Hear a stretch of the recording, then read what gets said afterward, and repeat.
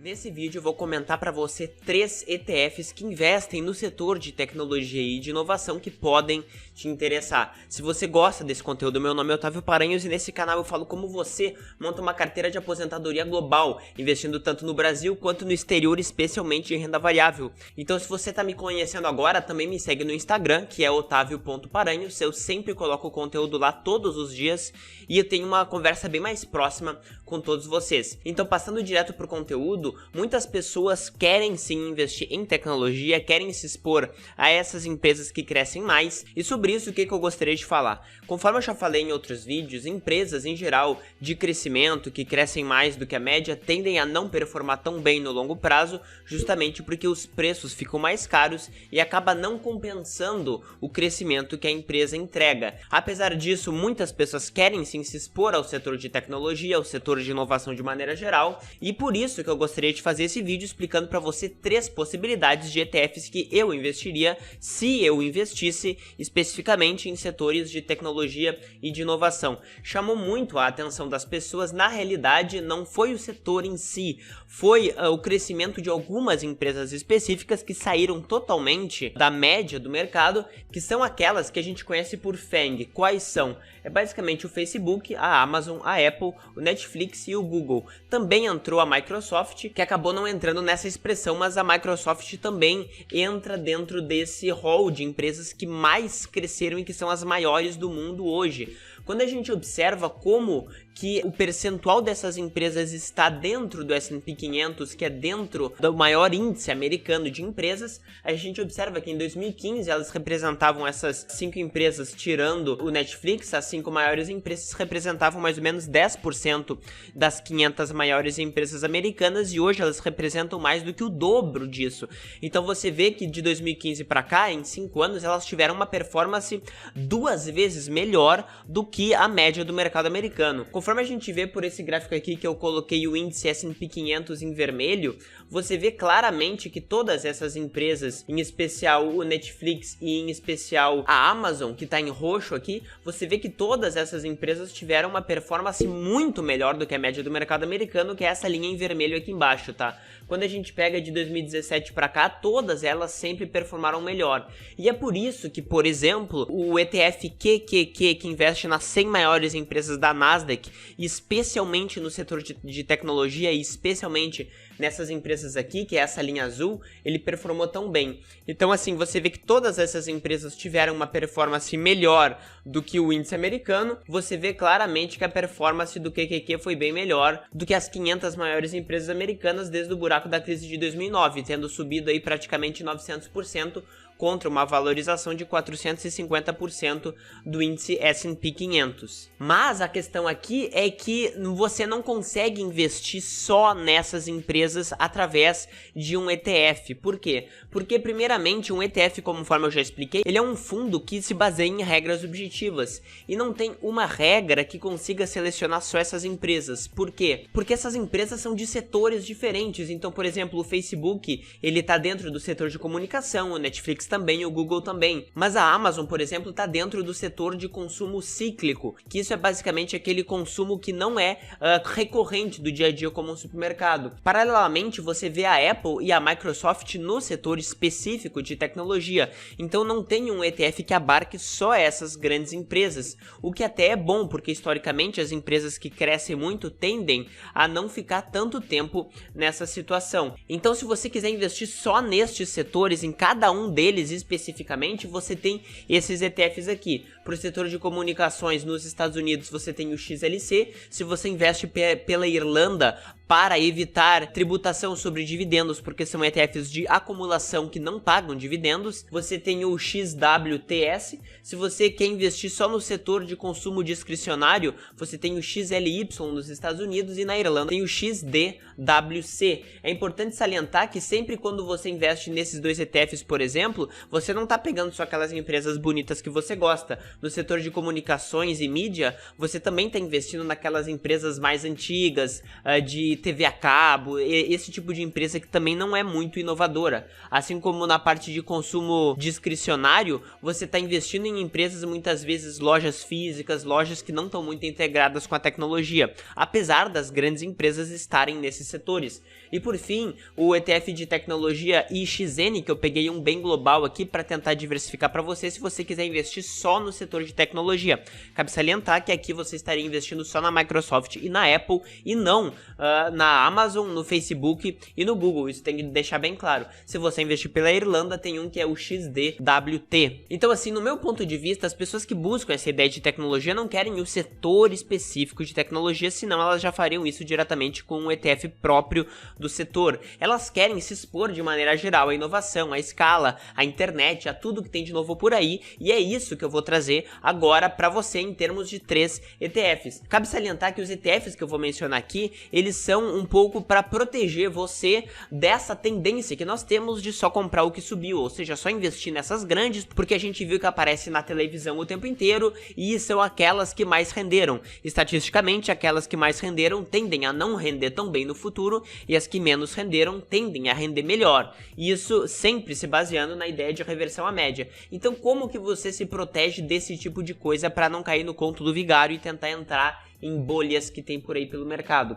Você primeiro, no meu ponto de vista, pode escolher ETFs que dão pesos iguais para todas as ações. Por quê? Porque primeiramente, se você dá pesos iguais, você vai estar sempre vendendo aquelas ações que estão subindo mais. Você vai estar fazendo aquilo que você tem que fazer, que é comprar na baixa e vender na alta. Só que esse ETF ele faz isso de forma automática para você, de forma que você não precisa adivinhar quando que tem que comprar uma empresa mais barata e quando que tem que vender uma empresa mais cara. Porque se ele dá peso igual para todas as ações, a cada rebalanceamento que acontece a cada trimestre, o ETF ele vai automaticamente vender aquelas empresas que subiram e ele vai comprar mais aquelas empresas que caíram de preço. Então estou com um percentual inferior ao que foi determinado inicialmente. Além disso, ETFs com pesos iguais costumam dar mais exposição para você ao fator valor e ao fator tamanho. O que é isso, Otávio? Fator valor são as empresas mais baratas por múltiplos de preço contábil. Isso aí, em geral, faz você comprar empresas que o mercado está penalizando por alguma circunstância ruim, mas que historicamente tende a compensar o risco que você aceita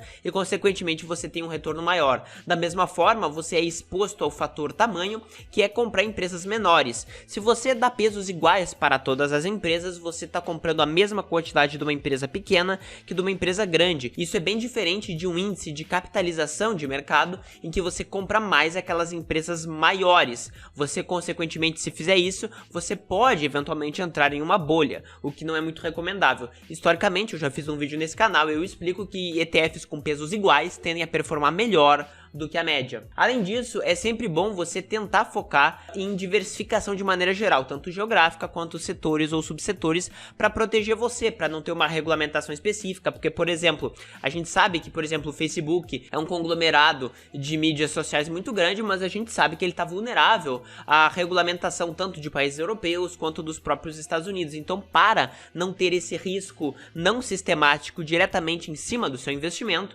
você pode, e no meu ponto de vista, deveria considerar diversificar através de subsetores. Então agora eu vou mostrar para você 3 ETFs que eu consideraria. O primeiro ETF é o RYT. Ele investe no setor de tecnologia das 500 maiores empresas americanas. Então, dentre as 500 maiores, ele investe em 71 empresas, mas com pesos iguais, tá? Essa é a vantagem dele. Basicamente, ele dá o mesmo peso para empresas grandes que para empresas pequenas. Conforme a gente vê aqui, o retorno sobre o patrimônio líquido dessas empresas, em média, é bem alto, é de 30% ao ano. Isso é bem significativo. Quando a gente observa também, a taxa de administração dele é de 0,40, o que é bom, tá na média para um fundo bem específico como esse daqui. Além disso, quando a gente vem no prospecto dele, o que a gente vê? A gente vê que o giro da carteira por ano fica mais ou menos em 27%, o que é relativamente bom e baixo, ou seja, troca-se a carteira apenas em 27% das empresas todo ano, tá? Isso é relativamente bom porque diminui os custos de corretagem do fundo. Nesse ponto também, o que a gente observa? Essa aqui é a divisão de subsetores do setor de tecnologia do RYT americano, tá? Por que ele é interessante? Porque ele divide bem em subsetores dentro do setor de tecnologia. Aqui você vê que serviços de TI, semicondutores, software e equipamentos eletrônicos têm praticamente o mesmo peso. Se a gente pegasse o ETF que investe em empresas por tamanho, que dá peso maior para as empresas maiores, como por exemplo o XLK, você vê que ele dá peso muito maior para empresas de software, empresas de hardware, de tecnologia e a parte de serviço de TI, e dá um peso muito pequeno para os outros setores. Este aqui, neste ponto, ele é mais diversificado, o que eu acho que faz bastante sentido. Além disso, conforme você vê aqui, o tipo de empresa que a gente pode dividir em crescimento ou em valor, você vê que apesar, obviamente, dele investir bem mais em empresas de crescimento, ele investe também em empresas relativamente neutras nesse aspecto de múltiplos, ou seja, da precificação da empresa, assim como ele investe 10% em empresas grandes de valor, tá?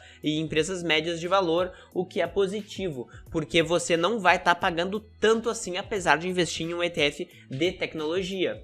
Conforme a gente vê no gráfico, o RYT, que é um ETF de tecnologia com pesos iguais, ele tende a performar melhor do que o índice somente de tecnologia com pesos proporcionais ao tamanho, conforme eu expliquei para você, porque ele é exposto a empresas menores e tecnicamente mais baratas. Agora a performance se igualou, mas você vê que no longo prazo isso tende a não acontecer. O próximo ETF que eu gostaria de mostrar para você é o PNQI. Por que eu gostei dele? Porque ele basicamente investe de maneira geral em vários setores ligados à internet, que é justamente essa parte de inovação, não somente naquelas empresas classificadas de forma rígida no setor de tecnologia. Então isso pode ser bem bom. Conforme você vê, ele tem uma taxa de administração um pouco mais alta, de 0,62% ao ano, mas isso se explica porque é um ETF ainda mais específico. Outro ponto que eu gostei desse ETF é porque ele é diversificado em termos de países, tá? É sempre bom você se expor a moedas diferentes para você diminuir o risco de valorização muito alta do dólar ou desvalorização do dólar